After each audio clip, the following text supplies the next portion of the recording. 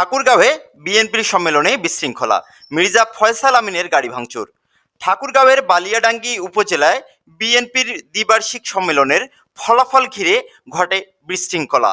শনিবার সন্ধ্যায় ফলাফল ঘোষণায় বিলম্ব ও কারচুপির অভিযোগে ক্ষুব্ধ হয়ে ওঠেন উপজেলা বিএনপির নেতাকর্মীরা।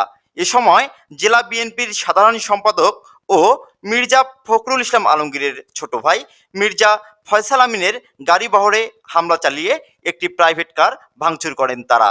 হামলায় অন্তত 4 জন আহত হয়েছেন বলে জানা গেছে। পরিস্থিতি নিয়ন্ত্রণে আনতে ঘটনাস্থলে সেনাবাহিনী মোতায়েন করা হয়।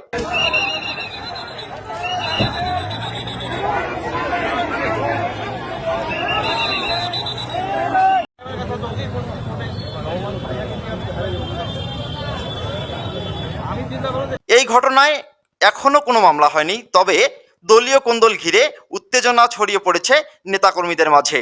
সেলিম সম্রাট, নাগরিক ভাবনা, নিউজ ডেস্ক।